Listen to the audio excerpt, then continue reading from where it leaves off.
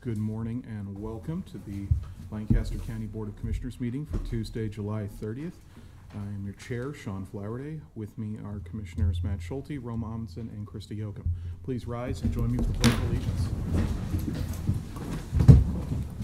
Pledge allegiance to the flag of the United States of America and to the republic for which it stands, one nation, under God, indivisible, with liberty and justice for all. Madam Clerk, please begin. A copy of the Nebraska Open Meetings Act is located on the wall at the rear of the hearing room. All written material to be discussed at today's meeting can be viewed on the county's website at lancaster.ne.gov. Printing options are available upon request. The first item is the minutes, approval of the minutes of the Board of Commissioners meeting held on July 23rd, 2024. I move approval. I'll second that. We have a motion and a second. Is there any discussion? Hearing none, please call the roll. Amundsen, Yes. Schulte, Yes. Yoakum, Yes. Flowerday. Yes. Motion carries. The second item is the claims, approval of the claims process through July 26, 2024, and I'll note that there's an amendment to include the most recent payroll. I do move approval of the claims process through June 26th to include also the payroll period through June 24th. Second? Except July 26th. Oh, did I say June? Yes. Oh, yes. July. Yes. Otherwise, everything's perfect. Otherwise, I'm just behind time. I hear you. I spend time traveling myself. So. Okay, we have a motion and a second for approval of the claims process through July 26th with the amendment. Is there any discussion? Hearing none, please call the roll. Yoakum, Yes. Amundsen, Yes. Schulte, Yes. Flowerday. Yes. Motion carries. Next item is item 2B, approval of the claims including billing for goods and services beyond the 90-day time period provided in Nebraska Revised Statutes 23-135 for Whitehead Oil Company dated July 29th, 2024 for a total of $22,026.08. Move approval. Second? We have a motion and a second. Is there any discussion? Hearing none, please call the roll. Schulte, Yes. Yoakum, Yes. Amundsen, Yes. Flowerday. Motion carries. The next item are the consent items. These are routine business items that are expected to be adopted without dissent. Any individual item may be removed for special discussion and consideration by a commissioner or by any member of the public without prior notice. Unless there is an exception, these items will be approved as one with a single vote of the Board of Commissioners. These items are approval of an amendment to County Contract C-18-0252 with WellPath LLC for medical care services for the Youth Services Center. Right-of-way contracts with the following: Fred and Lucy Farms LLC, North 98th Street and Agnew Road in the amount of $352. Ingrid W. Chavez, Whitstruck Road and South 82nd Street in the amount of $550. Bradley Gertz, South 134th Street and Pine Lake Road in the amount of $10,634. Item C, grant contracts with the following: the Hub Central Access Point for young adults for the Volunteer Coordination Program in the amount of $8,860. The Salvation Army for the Teen Night Program in the amount of $10,000. The Salvation Army for the SHIELD Program in the amount of $12,000. Item D, grant contract with the Asian Community and Cultural Center for the Serving Refugee and Other Migrant Youth Program in the amount of $99,940. Item E, grant contracts with the following: the League of Human Dignity for the Center of Independent Living Program in the amount of $35,819.28, and Matt Talbot Kitchen and Outreach for the Hunger Relief and Transitional Housing Program in the amount of $32,827. I move approval. Second. We have a motion and a second. Is there any discussion? Hearing none, please call the roll. Amundsen, Yes. Schulte, Yes. Yoakum, Yes. Flowerday. Yes. Motion carries. The next item is item 4, the public hearing action items. After a public hearing has been conducted and closed, action on the item that was the subject of the public hearing will be scheduled as a separate public hearing action item. Because the public hearing has been conducted and closed on that item, no further testimony or evidence will be accepted or admitted during the public hearing action item portion of the agenda. The first is the resolution in the matter of special permit 24014 for a community unit plan on property generally located at West Old Cheney Road between South 56th and 77th Street, Lancaster County, Nebraska. And I just would make make the observation that our county engineer, Pam Dingman, has she made several comments during the review process. And based upon the recommendations that she had is that I will move to require that this development limit storm water discharge to the pre-development stormwater flows. I would second that motion. Yeah, she caught my ear too and explained that the whole notion of the 5 basketballs was 5 basketballs a second, which does sort of change it in my mind. I was inclined to go with the developer until I think I had a better understanding of that, and so I'm inclined to leave the stormwater discharge this at pre-development levels as well. So, Yeah, we have, I think that we all received emails too from Engineer Dingman. yeah, at least I did, yeah. I don't think I did. Yeah, I'm not fond of putting additional things on the developers, but I also feel very much an obligation to not disrupt the environment, and I think this is very appropriate. At a certain point, we have to recognize that this community over the last 20 years has done a lot to make water flow faster, and that is going to bite us eventually. Exactly. I guess I see it quite differently. I feel like it's a pretty vague rounding up of the data provided to say that there was a 10% increase when it's really only an 8% increase under a 2-year storm. It's only 2% under a 100-year storm, and I feel like it's creating an unnecessary regulation for developers to require stormwater detention when we've never done that before. So I would rather not. I would rather accept the applicant's wording to, as they said, with the exception to requirements for stormwater detention. The applicant had 2 requested changes, right? I don't think anyone had any issue with the second one. What was the other one? You have it there. The other one, yeah, the other one is actually included in the original document. I don't remember which. It was one of the points under number 1 as well. So I guess I'd rather not. I'd rather welcome the developer's wording. I don't feel like this is a precedent we've set normally to require this. I feel like it's a very low volume, and it's a vague like I said, a vague rounding up of the data. There's not any need for it. Okay. So we have a motion in place and a second to require that it does retain pre-development levels. You're suggesting an amendment to that? Well, I guess, first of all, I think there needs to be a clarity on what exactly the motion is. Because is the motion to do the one that is in the agenda? That's where I think it's unclear to Let me me. pull that up. I don't think we're considering whether or not right now to approve stormwater or not stormwater. I think we're considering whether or not to approve the CUP. No, you're right. Yeah, let me take it. Let me just pull this up. All right, where? So the appropriate motion would be to approve the CUP with the stormwater With the stormwater discharge. discharge, yeah. Yeah. Submit corrections to drainage study per county engineer comments, provide drainage computation, yeah. Please, give us some guidance. Yeah. We're Sure. in the woods. Steve Hendrickson with the Planning Department. So I think in terms of the special permit, it's particularly item and the site-specific conditions, which are on page 7 of the summary report, which is actually page 5 of the staff report. Well, and maybe I'll go over to the actual resolution in front of you. Sorry. I'm looking at page Yeah. 4. Yeah. Sorry, so on the resolution before you, page 4, it's really probably item 1.2. Okay. I think the motion that would be made is to add a sentence to item 1.2 that would clarify that you're asking that now maybe have you read the sentence again, the post-development runoff is equal to the pre-development Right. runoff. And so that is the motion, and I would say you would add that as a second sentence to condition 1.2. And that's reflecting what the county engineer had requested. Exactly Right. Yeah. The civil design group had come forward to you with a different motion to amend, Right. which would have, which I think would be different than the one that you have here. So- You're suggesting that we change what's on the agenda.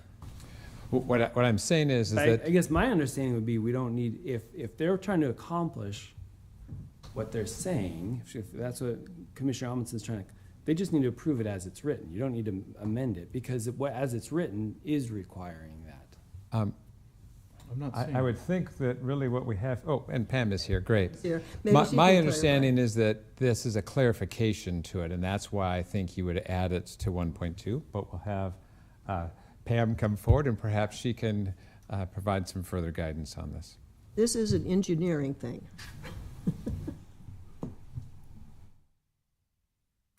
So Pam, we are waiting upon your clarification. Good morning, Pam Dingman, Lancaster County Engineer. And really, this isn't an engineering thing. This is an overall planning thing for how we lay out subdivisions across Lancaster County. This is a standard comment per our regulations in Lancaster County that we made from the first review of these drawings. From the first review of these drawings, not 2 days before, from the first review. We consistently made this comment throughout. We consistently make this comment with development. That is to provide your pre and post flows. We asked that the developer limit his post-development flows to pre-development flows. Okay.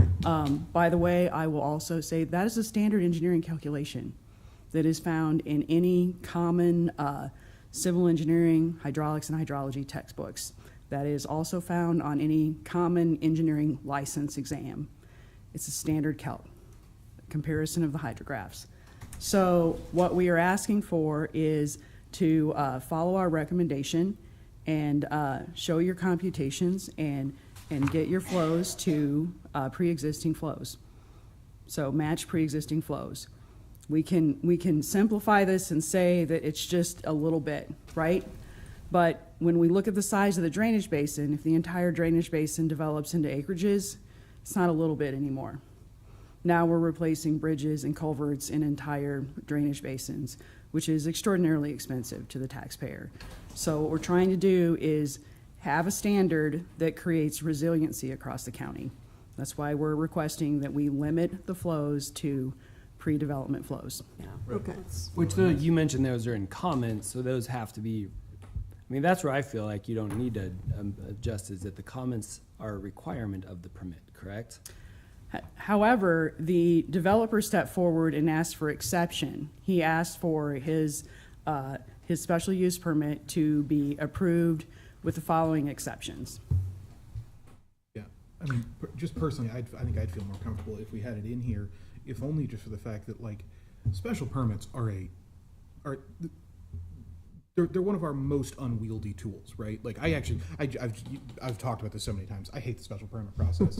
I just hate it. I hate the fact that there's no way to issue one and then to, correct actions that are outside the special permit, with the exception of just pulling the whole thing, and like no one wants to do that. And so like the only enforcement we ever have on these things is the nuclear option, and that's just it's not good for anybody. And so these are always frustrating to me, so I'd rather, in light of that, just have more clarity. So actually, what you're actually saying is that you would like to require that the development match, the post-development match the pre-development discharge. That is correct. Okay, okay. And I think what you're looking to do, and correct me if I'm wrong here, but it's probably to amend 1.2 on the site-specific conditions to just include that requirement. Okay, yeah. So can we, Probably just need to withdraw your motion and remake the motion. okay. That's Yeah. simplest. That would be the simplest? That's simplest. Okay, I will withdraw my motion. And then I would like to make the motion that was 1.2, Yeah. Okay, let me see that. 1.2 because currently reads. this has not come up. Sure. 1.2 currently reads, provide drainage computations and in a cross-section for the extension of the existing culvert under West Pleasant Hill Road. Okay, and that would be to limit the post-discharge to the post-development discharge to pre-development discharge. Wow. Okay, I will second that. All right, we have a motion and we have a second. Is there any further discussion? I guess I'll just say, we don't need to do this. It's creating unnecessary regulation. It's increasing the cost of these properties for no particular reason. I'd also like to ask the county attorney real quick for just some advice, because it actually says in here that we're not supposed to allow testimony or further evidence. And we've now just heard from a couple other people, and I'm just wondering if that puts us in a weird place, because our rules say we won't listen to other people. We've now heard from other people, and the applicant is not here to make his case against what's been said. It was always my understanding, and please jump in, but it was always my understanding that didn't apply to staff. Yeah, that's staff. Andrew Barnes, Lancaster County Attorney's Office. So when it comes to the new evidence, what I interpret the questions directed to the Lancaster County Engineer is for clarifications as to what was said at the previous hearing. Granted, some of the statements could at sometimes be interpreted as new evidence. However, for the purposes of this hearing, it wouldn't be considered as new evidence just because it was for clarification purposes of what was said at the previous hearing. So I wouldn't put it as new evidence to where the applicant was deprived of presenting new evidence to counter or to rebuff what the Lancaster County Attorney was saying. Okay. Sorry, Lancaster County Engineer. I Lancaster understand County what you meant, Attorney. We meant what you knew. Yeah, sorry. Okay, we have a motion and a second. Is there any further discussion? Okay, hearing none. Please call the roll. Yocum, Yes. Amundson, Yes, Schulte, No. Flowerday. Yes. Motion carries. Okay. So we have now amended the site-specific conditions. I actually still think, don't we need a motion to then approve the CUP in general? Yes, and Andrew Barnes, Lancaster County Attorney's Office. There was also the addition to the site-specific condition 1.8, I believe, for the addition for testing of arsenic. I believe you guys will have to either decide on voting to either add that or to not add that as well before voting on the actual CUP. Right, and that was recommended by the developer and the health department, I think. Yep. Yeah, So I recommend deciding on that before actually voting on the CUP overall. that's right. That's absolutely right. Does anyone, I would entertain a motion regarding 1.8 and arsenic testing. well, I think that I would move to include 1.8 regarding the arsenic testing into the special permit. Second. Motion and a second. Is there any discussion? Hearing none, please call the roll. Schulte, Yes. Yocum, Yes. Amundson, Yes, Flowerday. Yes. Motion carries. Okay. Now I would entertain a motion on the underlying matter of the special permit approval. as amended, I would move that we approve the resolution in the matter of special permit 24014. Second. We have a motion and a second. Is there any discussion?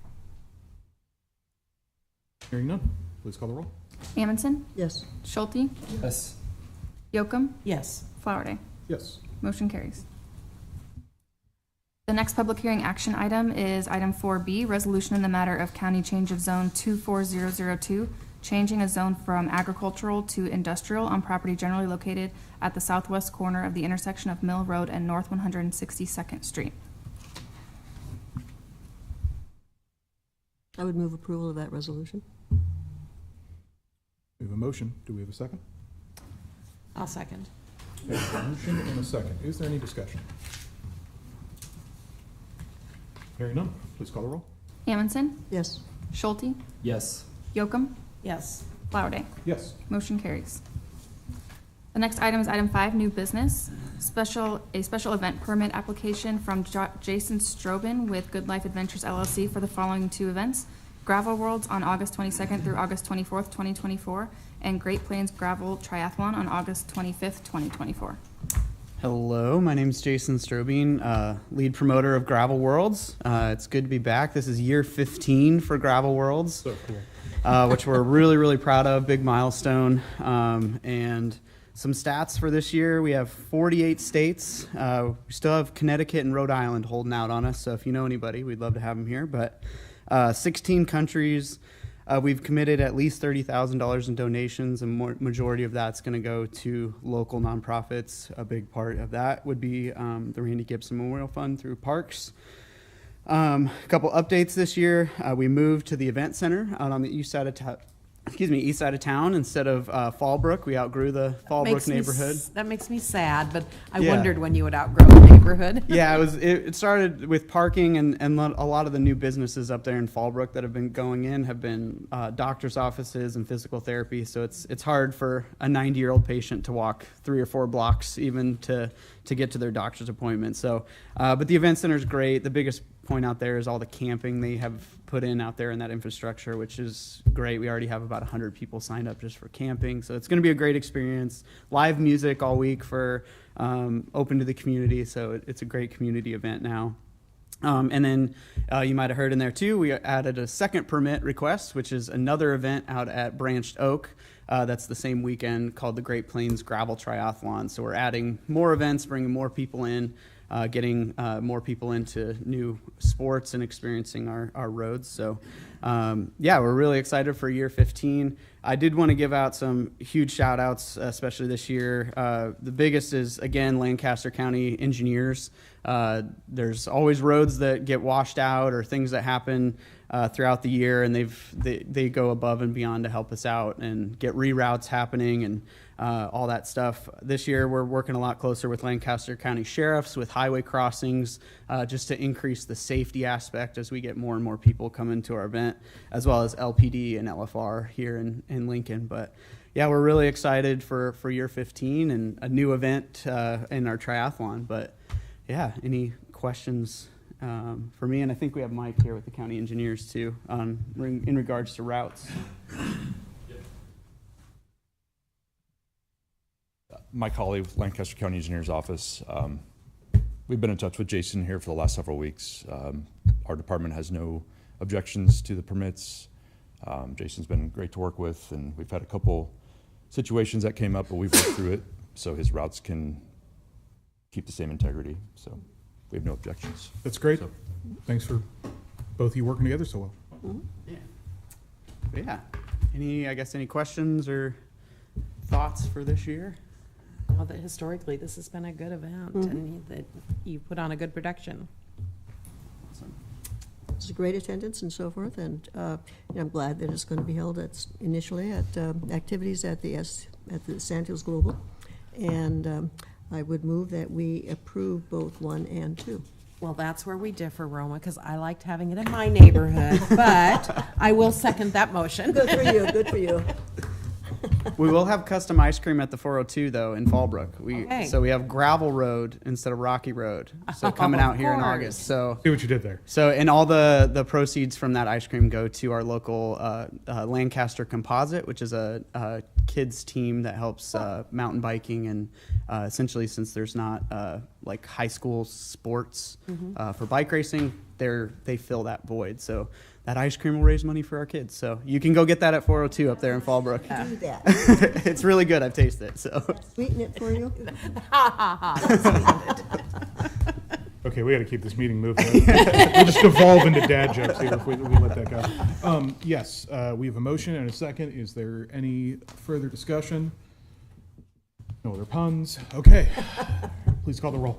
Yocum, Yes. Amundson, Yes. Schulte, Yes. Flowerday. Yes. all right. Thank you. We'll see you next year.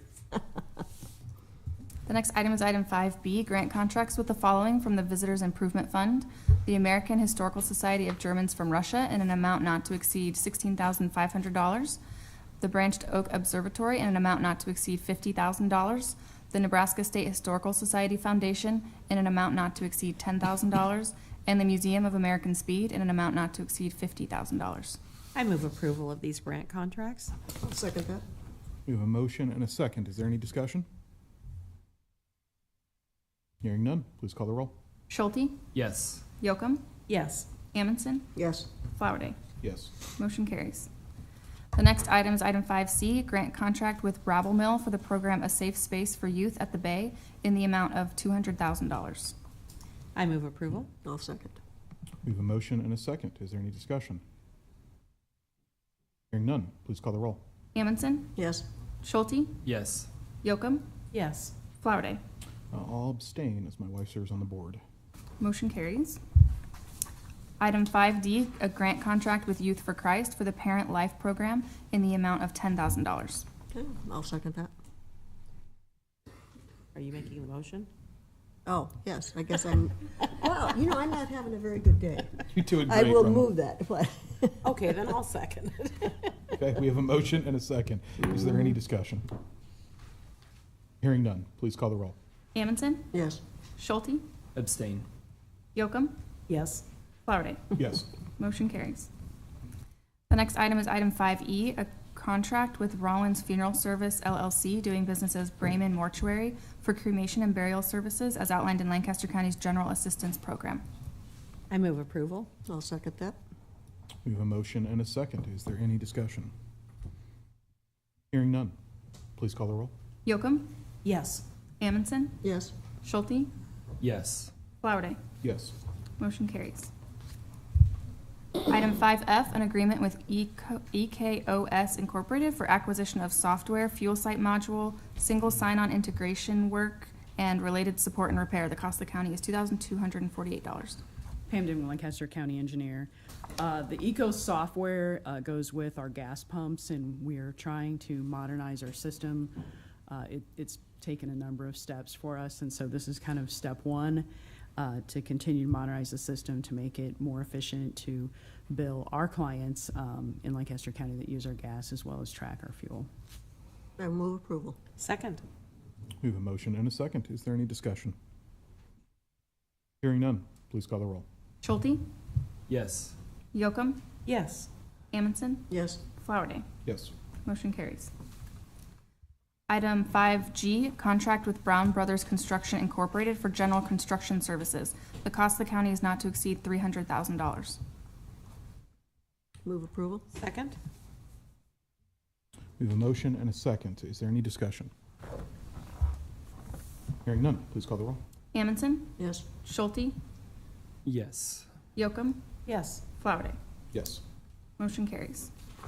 The next item is item 5H, recommendations from the Personnel Policy Board to request to create the following classifications: Corrections Information Technology Manager, a Corrections Business Manager, a request to change the pay grade of Geospatial Administrator, a request to revise the following classifications: the Accountant 3, the Community Corrections Field Specialist, and a request to amend the Lancaster County Human Resources Policy Bulletin for the National Disaster Leave Donation. I move approval of these recommendations. Second. We have a motion and a second. Is there any discussion? Hearing none, please call the roll. Amundson, Yes. Schulte, Yes. Yocum, Yes. Flowerday. Yes. Motion carries. The next item is the legislative update. I don't have anything other than today's the big one. LB1 is up before the now the Revenue Committee. It has been re-referenced back from government to revenue, and Commissioner Amundson will be representing us. Mhm. Thanks for doing that. Yes, thank you very much for doing No that. problem. So, I'll be in the legislative hearing room during the heat of the day. I guess. You'll have heat coming from a lot of different It'll directions. be there. from other directions, yes. yeah. Anything else to the legislative update? Then we can move on. Item 7 is public comment. Members of the public wishing to speak on items relating to county business not on the agenda may do so at this time. Each speaker is limited to one appearance of up to 5 minutes, and that time may not be reserved, transferred, or otherwise assigned to other speakers. These time limits may be extended or reasonably decreased at the discretion of the chair.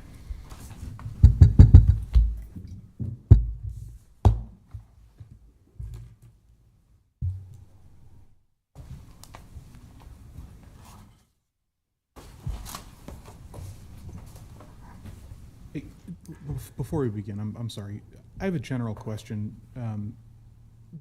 Is it better to, would you prefer it if I limited testimony to 3 minutes so that more people could speak? Now, I probably don't need to do that today, but like last week we ran out of time. If people prefer to do 3 minutes, I'm happy to. I've generally tried to not limit it. I think it would depend on the day. If, like last week, if you'd have asked, would you prefer to, we would opt for And that- free to get more people in. But today, I think how many? 1, 2, 3, 4, 5? Yeah, and that, yeah, I think today I totally agree with you. Yeah, I'm just saying like when we're full like that, is that generally like I that? think it'd be better for Okay, more people to get to speak since they. I apologize for that. I wasn't, it honestly didn't cross my mind last week until afterwards, and I was like, I should have just done that. So anyways, moving forward, when we got a big room, Well, another option don't be afraid to yell at me. Another option would be just to extend the public comment time and let other people speak last time. We've never extended public comment. That's been a point for this board, is specifically because if we extend it on certain issues and not others, Extended on everything. we run into legal issues. The attorneys have actually been pretty clear with us on this one. So- Although it does say specifically on our agenda that you, as the chair, have the power to extend that. Okay. So, And the attorneys have advised me not to in the past. So. It's a half hour. It's a half hour. We do an hour a week, so it's a half hour here and then a half hour on the Thursdays during the staff meeting. So Both last week and this week, we have subsequent meetings Yeah. immediately following, so. yeah. Except So- the one on Thursday, Yeah. that is with items related to the agenda. You're right. Right. You're right. That is Yeah, specifically and so on. consequently, this is Right. items not on the agenda. That's right. So anyways, sorry for that. That's just to helpful point out- clarification for me. it was an hour. They just recently changed that rule to half hour. From June. It was whenever we did the changes to update with LB 43, then we made that update as well. Which it has nothing to do with LB 43. It's more just this board doesn't want to hear from the public, doesn't want to give the public a chance to speak into what's going No, on. that's just absolutely not true. But anyways, But it does limit the ability for public to speak. It does limit the ability for the public to be heard. this board has provided more opportunity for public comment than I think any board in this community for decades. We've had public comment at every public meeting for a long time. So anyways, we'll go ahead and get Every started. every regular meeting, not every public meeting. The staff meeting was not Correct. permitted. Shall we begin? Yeah, we'll go ahead and get started there. We'll just go with the regular 5 minutes. Thanks for humoring me on that. Yeah, begin whenever you're ready. Robert Bohr. Elections have consequences. Fake elections have catastrophic consequences. Fake elections are those with no transparency or verifiability. Fake elections are designed to put many, not all, but many, bad, stupid, arrogant people in government who should not be there and who do bad things. COVID was a scam to give globalists an idea about how fast people would give up their rights and liberty. Self-appointed New World Order, globalist, communist, elitists, and their useful idiots have been fear-mongering about overpopulation, mass starvation, catastrophic climate change for decades. It's all a ruse for power. None of their predictions have come to pass. Lincoln's mayor, LGBTQ Baird, is one of those communist useful idiots. She is not about local control. She is about global control by a small group of God-hating elitists. She signed this city over this past January to be run by outsiders pushing global policy as determined by the International Council for Local Environmental Initiatives. It is all part of Agenda 21, a 100-year elitist agenda for the 21st century. The agenda's buzz phrases include Green New Deal, sustainable development, renewable energy, and climate change, all of which are 1984 newspeak, otherwise known as propaganda, language characterized by euphemism, circumlocution, and the inversion of customary meanings. I know some of you are in on this with Baird. A great rebuttal to all of this nonsense can be found in the writings and videos of Rosa Corey, a gay Democrat, mind you, who cared enough about liberty and justice for all that she put up a website called DemocratsAgainstUNAgenda21.com and wrote a book titled Behind the Green Mask, UN Agenda 21. She tears your fake green agenda apart.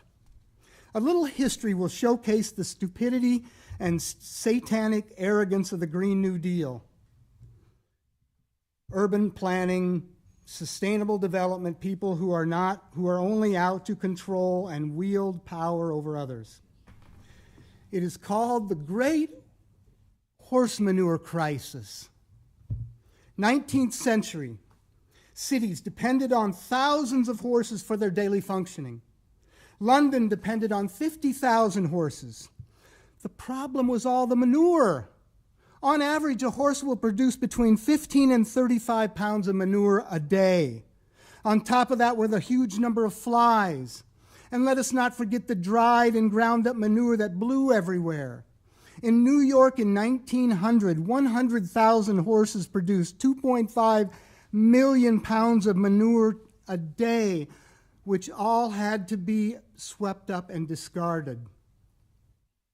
In 1898, the first International Urban Planning Conference was convened in New York. It was abandoned after 3 days instead of the scheduled 10 because none of the delegates could see any solution to the growing crisis posed by urban horses and their output. The problem seemed intractable. Writing in the Times of London in 1894, one writer estimated that in 50 years, every street in London will be buried under 9 feet of manure. In addition, all these horses had to be stabled, which used up ever larger areas of increasingly valuable land. Then there was the land needed to grow food for all these horses. It seemed urban civilization was doomed. The Great Crisis, of course, vanished when millions of horses were replaced by motorized vehicles. Imagine that. This was possible because of the ingenuity of inventors and entrepreneurs, not dumb, blind, power-hungry, elitist-minded, urban planning, communist, useful idiots like Baird. The system is likely to crash this year because of your fake elections. I hope you're ready for a near-death experience.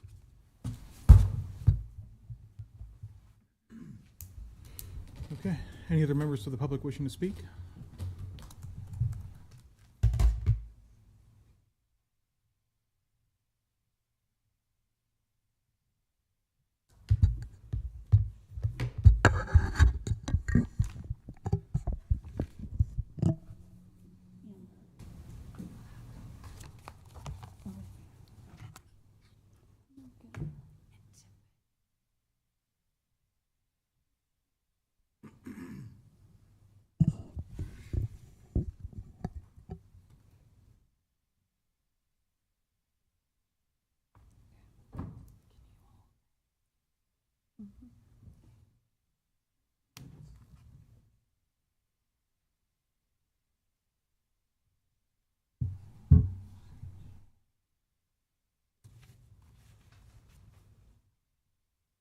This is the auditor in South Dakota.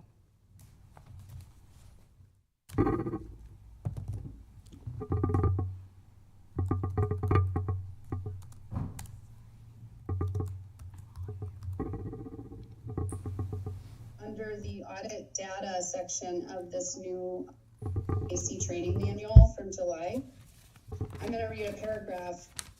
And it just says election officials should review the audit log documentation or obtain a complete description of audit log codes or descriptions from the voting system manufacturer, that's you guys, for the audit logs available on the voting system.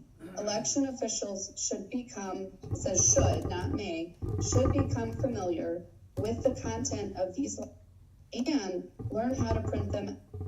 Familiarization will help officials recognize events that look anomalous or that they do not belong. Now, if you guys don't train us on that, because that's what we were told in June, where do we get that training?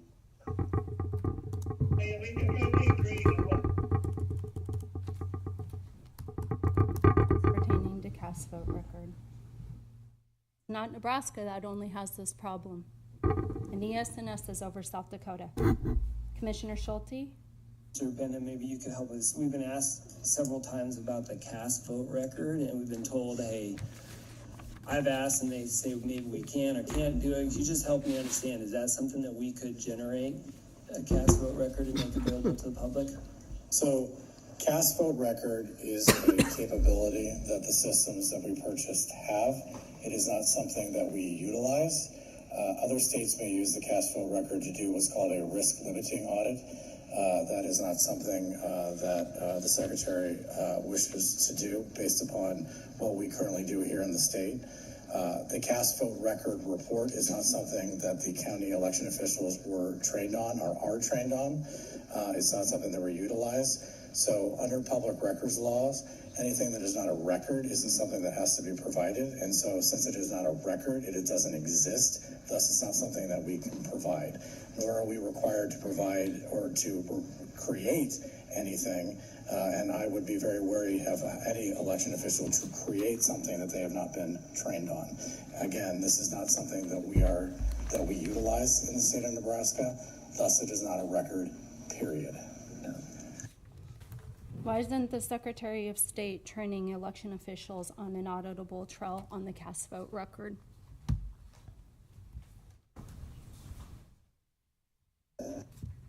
This is next, Lancaster County Sheriff Wagner.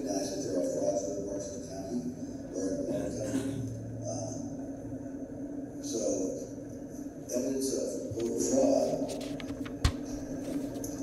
who would prosecute? I mean, I've called, there's the church for the list of voters. I can't think what that's called. You know what I'm talking about? It's the CBR. Yes. And we don't have those in Lancaster County. And I don't think Nebraska requires election commissioners to have that. So when I'm talking to Dave Shriver about that that doesn't exist in Lancaster County or in any other county in Nebraska. And secondly, who is committing the fraud? That's a legal issue. All right, the first video you watched was a meeting with election systems and software on a call with an auditor out of South Dakota. And you guys have shut us off. You've refused since 2023. You have not allowed us to go to a meeting where more people could show up after work Flower Day. Again, you shut us off last week. And it is what one would call a dog and pony show, saying that you care to hear us. You purposefully use political tactics to shut us down. Here's the reality. We are facing that our elections, the people are not behind it. You have shut us off on it. You have refused the cast vote record. This is all in documentation. Don't just think everybody in this room is only the voices. We represent thousands across the state. And the reality is you have stolen our elections from us, and we need to stand up. Now there's another video here, and I'm having difficulty. I don't know if you can help me. Piece is that you're probably wondering if I can even log in to this laptop to actually get in. Yes, I can, and there it is going in right now. So I have been able to even circumvent. Any other members of the public wishing to speak?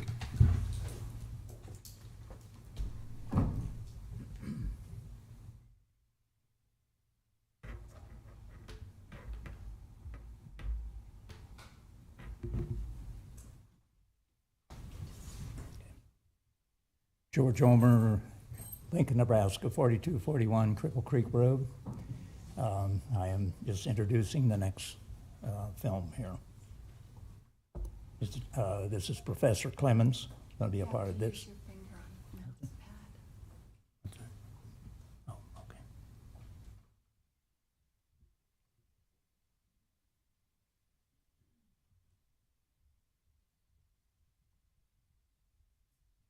That's being provided. I mean, obviously, if you've asked 3 times, what are they telling you?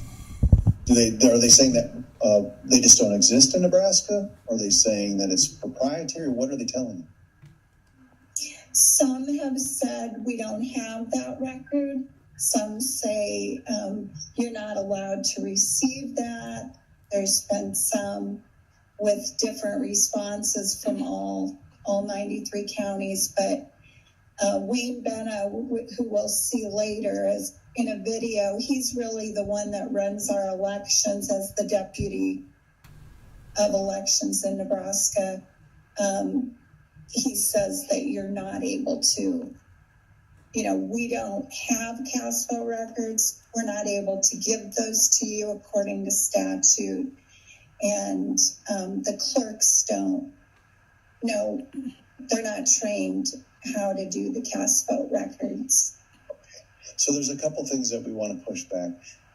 ES&S is notorious for telling their vendors, their clerks, their elections directors that their machines do not produce cast vote records. In fact, I was before the Nebraska brass that run ES&S in Idaho, and they made the same claim. Now, I'll let you all know that that's absolutely bogus, because we've worked with people that have been able to export cast vote records with little to no problem following the menu that's there and easy to export. Number two, there was a whistleblower that I can't share the identity of because they work in elections in South Dakota. And what the same thing was being told to them, well, there's a training. And she demanded that they train them on how to retrieve the cast vote record. So they actually went from there is no cast vote record to yes, there's a cast vote record, and begrudgingly, here's how we produce it, which means they're lying. They're lying. That's right. And so the other thing that, just so people know, that you can't have a state code that prohibits the production of a cast vote record and it be lawful, namely because the tabulator, which is where you would retrieve the cast vote records from, is quote unquote voting technology, and HAVA has specific requirements that voting technology has an auditable trail. And by auditable, we don't mean paper ballots. We mean something that can at least tell us whether the sequence of votes has been manipulated. And NIST put out a policy directive that said, no, this is an auditable record, the cast vote record, and the intended audience is the public. So if you've got an election director in Nebraska that's saying, nope, it's against Nebraska law, if you're saying that, you're actually violating federal law. And that particular elections director that we're going to hear from here in a second is required to follow both state and federal law, especially if you're the recipient of the HAVA money, which they are. Everyone grabbed the HAVA money. And as soon as you took that money, you've got to play ball. So what I propose to do is we're going to go to our second break, and we're back, and we're going to hear from that particular elections director.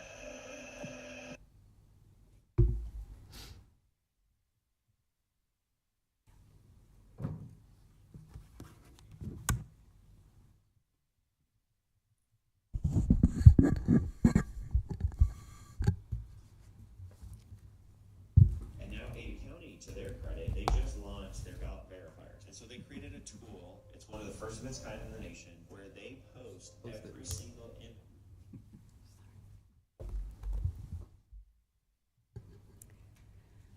Connie Renke, Lancaster County. When there is evidence of countywide and nationwide fraud, investigation is needed. The cast vote record and logs can be used to find major problems in our elections. In the video, our Deputy of Elections, Wayne Bennis, said our Secretary of State has chosen not to use the cast vote record. It doesn't exist, period. Conflicting, nonsensical comments. Doesn't he want election personnel to see if our elections have anomalies? Why keep the record and training for CVRs a secret?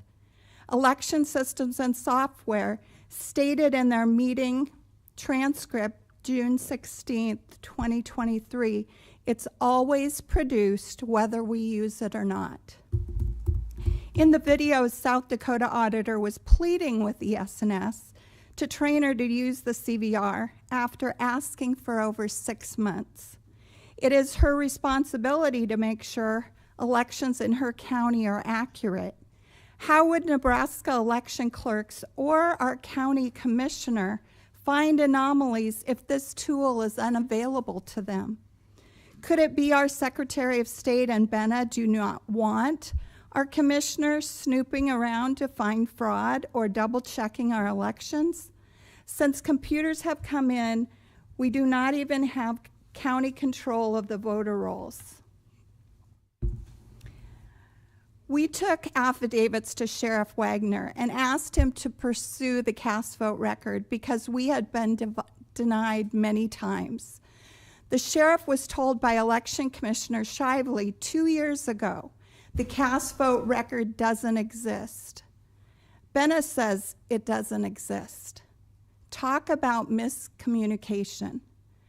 Please, commissioners, keep your oath of office to defend against enemies, foreign and domestic, and do not continue to blindly trust the Secretary of State and Benna, who don't want the people or our election commissioner to export a record or analyze this record that's already produced.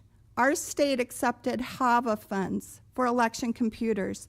With this action, our election officials are required to provide an auditable trail according to state and federal law. That's the cast vote record. Please request the CVR for the May 2023 and the November 2020 election. I will be doing the same. Also request the names of voters in the November 2020 election and the May 2023 election. Our Secretary of State doesn't keep this record, which goes against federal law of holding election records for 22 months. The items that that Amber provided, I have listed here as reference. Sparks fly in a standoff with ES&S. So this information is coming from our election machine vendor. This statement that this record doesn't exist is not correct. The statements at a January 11th, 2020 meeting, long-awaited comprehensive election training was held in Minnehaha County in South Dakota. Gerald Schwab pulled up a cast vote record on his computer and brings it over to show the auditor how the ballots are recorded and allows the public to view the cast vote record. We have ES&S on record saying the cast vote record exists, whether the ballot images were turned on. They're always created when the tabulators are used.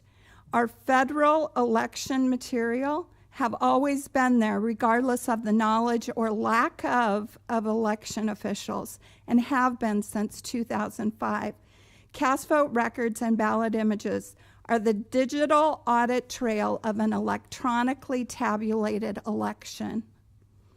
We believe in Nebraska, as in South Dakota, we have 93 counties with no ES&S computer that can decrypt flash drives and produce reports needed to audit elections. The EAC management guidelines show that they need to be able to. Thank you very much. Thank you. Are there any other members of the public wishing to speak?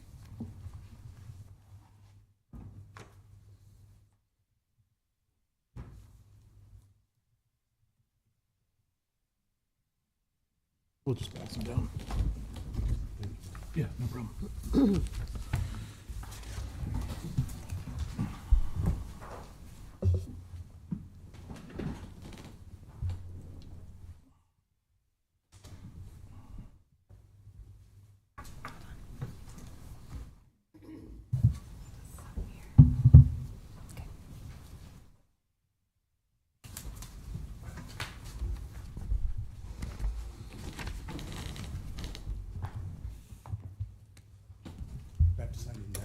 It's helpful.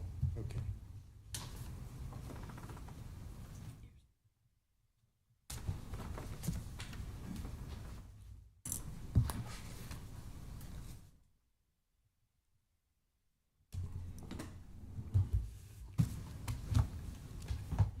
My name's Larry Ortega.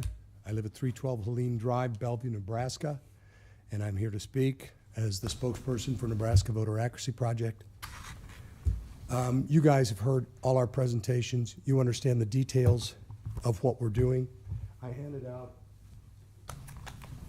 a few key slides for you to be able to flip through just to remind yourself in the future. But at the very top of those slides, the very first one is actually the 2020 voter turnout by age. The blue line there is the population in your county. You'll notice the big spike for students in the younger ages like that.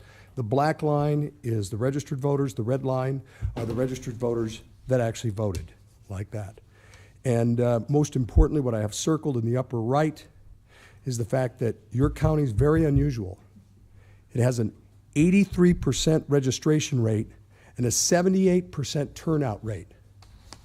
That is a higher registration rate than any state in the United States of America. And that turnout rate is among probably it is greater than any state in the entire state of all the 50 states of the United States of America. Your county is extremely anomalous when it comes to voter turnout. But we're starting to see a lot of anomalies these days in what's going on.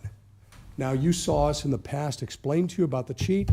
There are books. Here's a book. It's called The Steal. There's now over 180 books written about the election fraud that occurred in the United States in 2020. This is not a question. It's not maybe. It's not, well, I'm not sure.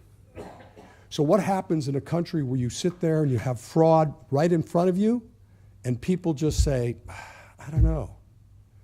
Well, I'll tell you what happens. Nicolas Maduro today is currently now the president of Venezuela. There's only a minor problem. 20 years ago, they were using the same kind of machines we were back in 2006 and 8. And Hugo Chavez was the head of there, and he took over, and people said, it's the machines, it's the machines. And they complained, and it took about 10 years, and finally the legislature said, we're not going to use any more machines. So this election, they used plain paper ballots. Everybody was registered with an ID. Everybody could only vote once. They had fingerprints on all that stuff like that. Throughout the entire country, people have got their tally sheets. Hey, this is how my district came up. It was 80% for the opposition, 20% for Nicolas Maduro. And that's how it happened across the entire country. And Nicolas Maduro said, yeah, but you don't understand. My group is the group that actually counts for the whole country, and we know I won. Guess what? He won. They've got all the tally sheets. They've got all the proof that it doesn't matter anymore. Once you've got communists in place, now you say, the United States of America. We don't have communists in the United States of America. What are you talking about? No, there's a real threat to democracy. It's Donald Trump. Usually, what communists say, it's the exact opposite. That's not where the threat to democracy is. So wait a second. Who's the first president to have everybody in the primary resign under political pressure so that he could go ahead to be elected president of the United States? Oh, that's right, it's Joe Biden. Nobody in the primary ended up actually voting for the guy because everybody else quit. So now we look at this primary. So what happened? They refused to allow RFK to even run. Oh, well, of course. I mean, that's the party right, isn't it? I mean, they can just decide that nobody can run. How many people ran against Trump even this time? He had 7, 8, originally 10 or 12, cut down to 5 or 6, and then they got more serious about it as it went further like that. And it slowly trimmed down until we had an elected primary person from the Republican Party. Now we're going through this primary, they don't even allow people in. Not only do they not allow people in, they then do run a political coup. They go into the President of the United States and say, 25th Amendment, buddy, you need to quit. And he quit. He quit. 12 million votes, Democrat votes, out the window. And everybody here just goes, this is what it's like to boil as a frog in a pot of water. It happens very slowly. And this is socialism and communism overtaking us right here in the United States of America. Please pay attention to what we're telling you. Any other members of the public wishing to speak? Good morning. My name is Steve Steinkuhler. I live in Lincoln, Nebraska, Lancaster County, 6321 South 107th Street, 68526. I was asked to speak and bring to your attention, and I left this material at the last meeting that's incorporated into your record. I brought extras just in case someone wants to grab them, but I've abstracted a little bit from this to read, if you haven't had a chance to read it, which I think are, for at least from my standpoint, some key points. I've worked at precincts the last 3 years as a judge and a clerk, and have really gotten pretty interested in this, and I think the information we're giving you is something that really deserves some consideration. I'm going to abstract the material that was presented at the Nebraska Republican Party State Convention, Lincoln, Nebraska, on May 18th this year, from the adopted resolutions. And I'm looking at CR 24-002, resolution on a matter of Nebraska election security call for hand counting paper ballots for elections at the county precinct and for all election commissioners and clerks to provide cast vote records upon request according to federal HAVA law. And again, I've abstracted this just for the sake of time. Whereas many countries have made it illegal to use electronic voting machines, including the Netherlands, Germany, Ireland, Japan, Canada, France, and Argentina, which use hand-counted paper ballots for their elections, whereas Nebraska's cloud-based electric vendor Total Vote is certainly internet connected, as well as the ENS voter registration database system. Nebraska's handheld barcode scanners, which check in mail-in ballots, had proven to have cellular connectivity in Dallas, Texas, and are a serious risk. Help America Vote Act requires audible records, election records, including the county cast vote record. In the transcript, ENS Task Force meeting June 16, 2023, with a South Dakota auditor, ENS stated the CVR record is always produced and is the property of the county, i.e. the people. Now therefore be it resolved that the Nebraska Republican Party State Convention delegates, any public service withholding this record is violating federal law. It may not be happening today, but let's see what happens in the future. Therefore, with all the people's need for confidence and verification in our national election ballot counting system, we are requesting the Nebraska legislature to introduce and pass legislation requiring the general election and primary elections become conducted by mandating hand counting of ballots and manually counting ballots at all county precincts under video surveillance. We must also frequently purge unqualified voters off of voter registration records and remove undeliverable addresses which contribute to fraud and increase mailing cost. Election day should require voters show a photo ID before casting a ballot and prove citizenship. And voting should be conducted on one day, in-person voting, and under video surveillance except for military and incapacitated individuals with notarized excuse. Adopted Nebraska GOP State Convention, May 18, 2024. Something to think about. Thank you. Any other members of the public wishing to speak? Okay, seeing none, we'll move on down to announcements. The Lancaster County Board of Commissioners will hold a staff meeting on Thursday, August 1st, 2024 at 8:30 a.m. in room 112 of the County City Building. The Lancaster County Board of Commissioners will hold its next regular meeting on Tuesday, August 6th, 2024 at 9 o'clock a.m. with the Board of Equalization immediately following in room 112 of the County City Building. County Commissioners can be reached at 402-441-7447 or commish@lancaster.ne.gov. The Lancaster County Board of Commissioners meeting is broadcast live on LNK TV. LNK TV is available on Allo Channel 2 and Spectrum Channel 1300. For the rebroadcast schedule, visit lincoln.ne.gov. Meetings are also streamed live on YouTube and Facebook. LNK TV apps are also available on Roku, Apple TV, and Amazon Fire TV. And item 9 is adjournment. I move we adjourn. Second. Motion and a second. Is there any discussion?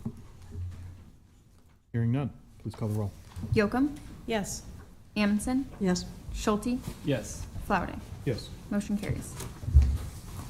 Okay, we will now open the Lancaster County Board of Equalization meeting for Tuesday, July 30th.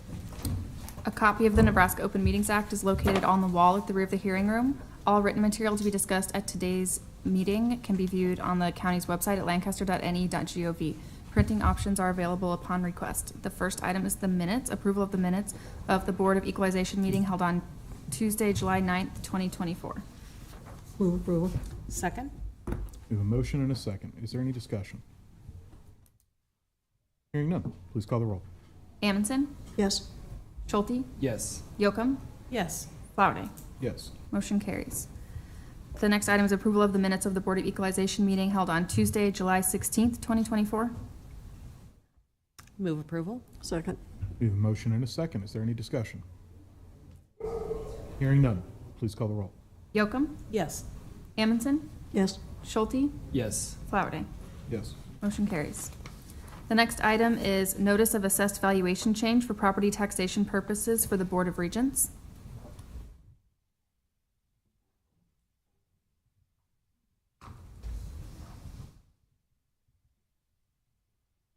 Good morning, Commissioners. Brian Grimm, Lancaster County Assessor, Register of Deeds. Corey Beatty, Assessor Register Deeds Office.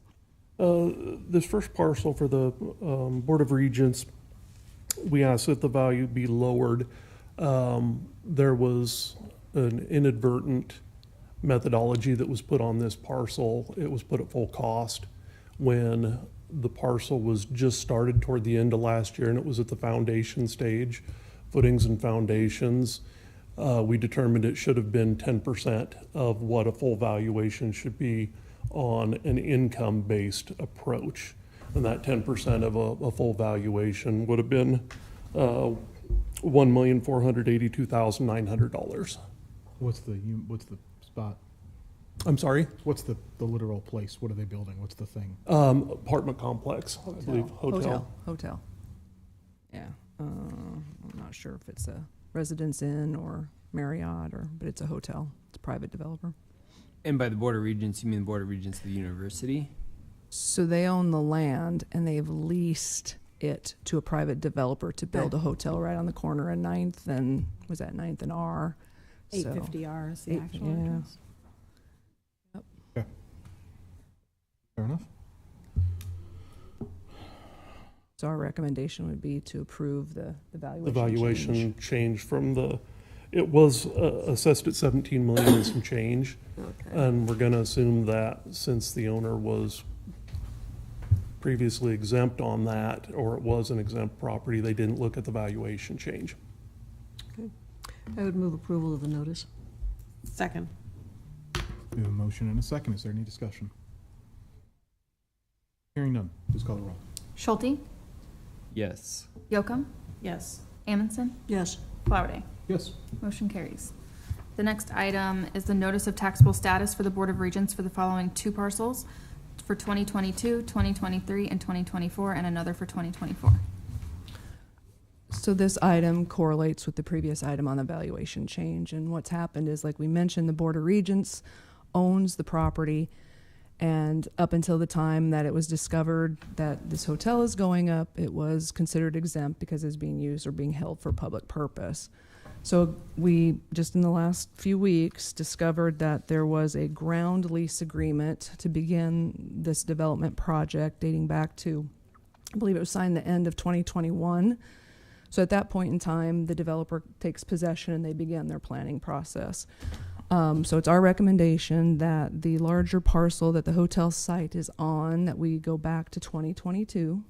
The ground lease was in place at that point in time, and revert that property back to the tax roll for 22, 23, and 24.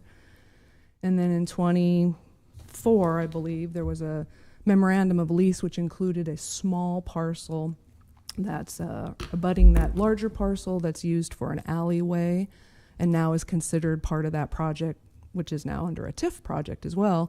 So we are recommending that for 2024, that smaller parcel also revert back to the tax list, to the tax roll. 24 makes total sense to me.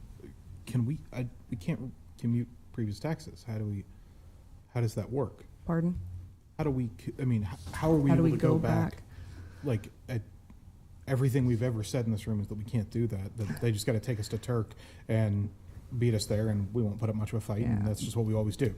There is a stipulation in regs that says, once we find out that the government entity is no longer, the property owned by a government entity is no longer being used for public purpose, we need to immediately notify them of the intent to tax. And there's regs that allow us to go back to the point in time when that parcel was no longer being used for a public purpose. There's a specific and based carve-out on the for ground lease that we just received in our office this year, that goes back to 2021.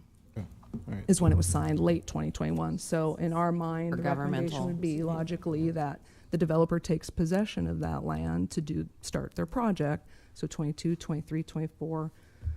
We anticipate, I think, maybe the hotel will be completed by the end of this year, this calendar year. But Okay.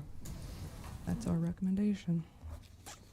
I would move approval of items 3A and B. I'll second that. We have a motion and a second. Is there any discussion? Hearing none, please call the roll. Amundson, Yes. Schulte, Yes. Yocum, Yes. Flowerday. Yes. Motion carries.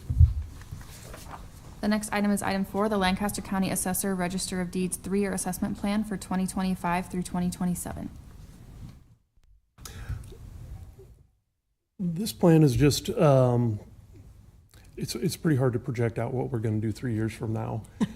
So we've really concentrated on that first year, the one we're working in. Some of the items that we have in this list, we've already completed it.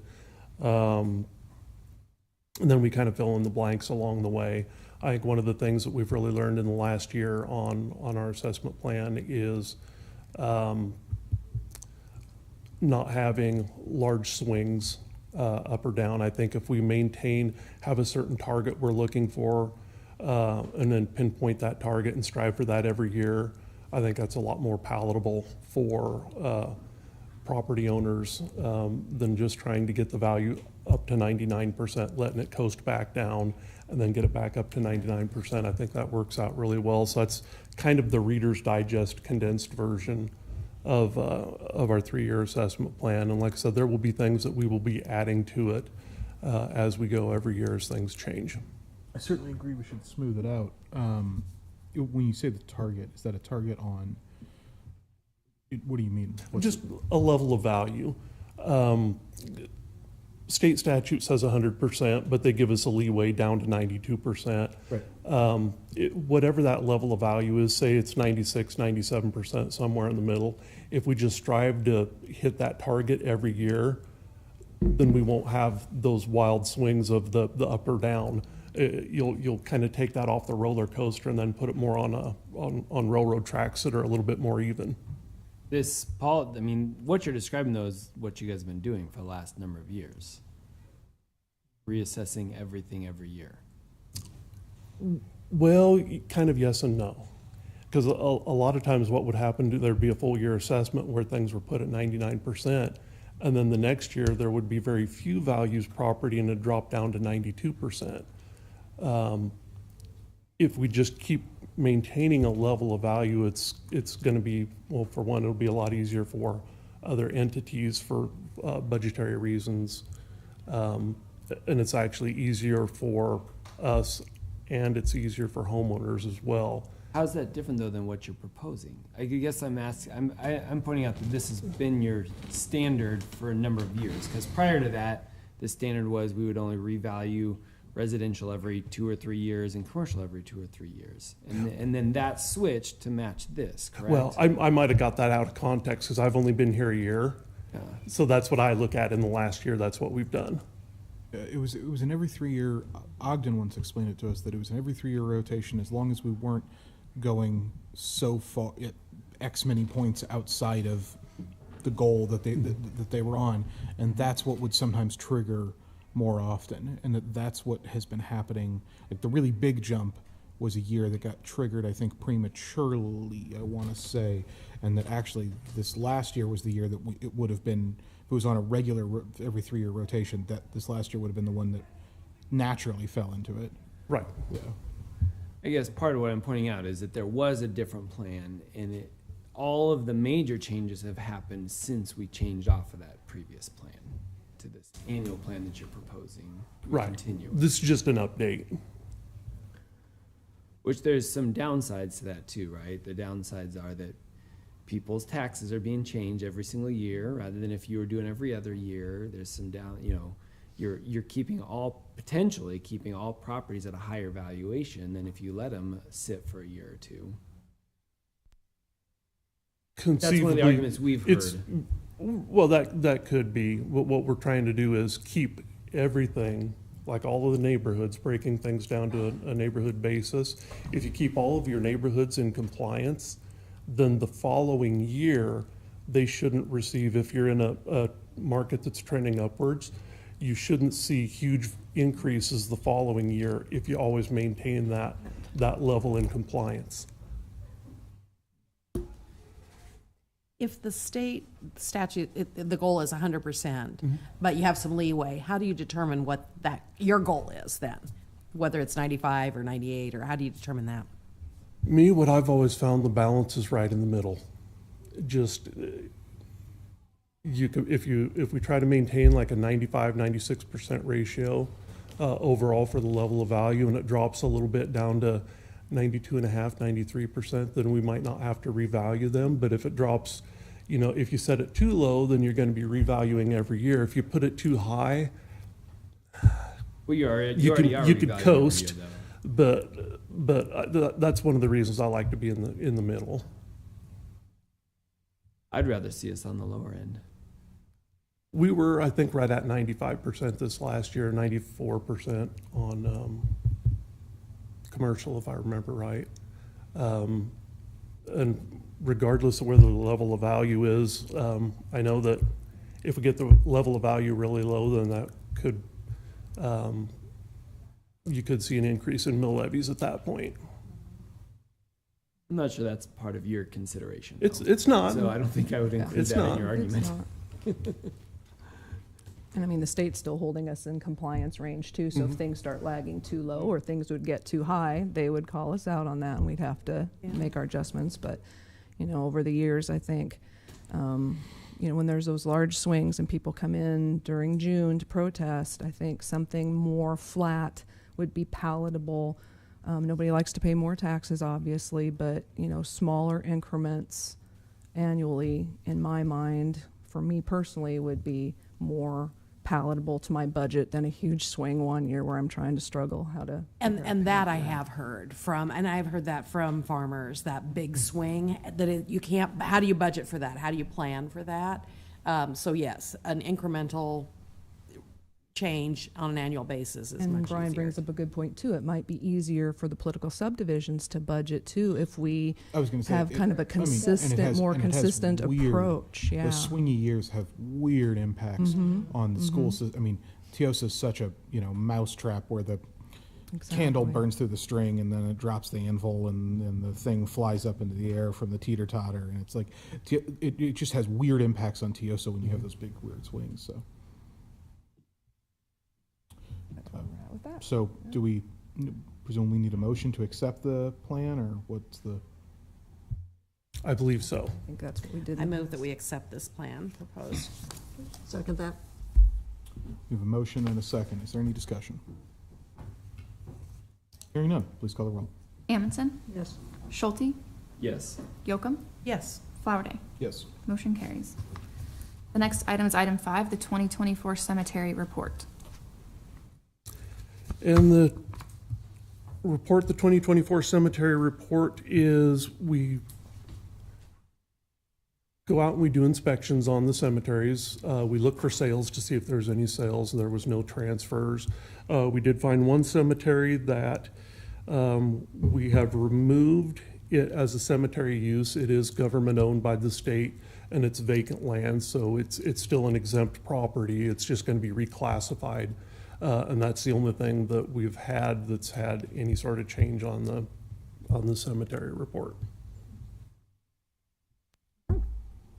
Well, I move that we accept the 2024 cemetery report. Second. We have a motion and a second. Is there any discussion?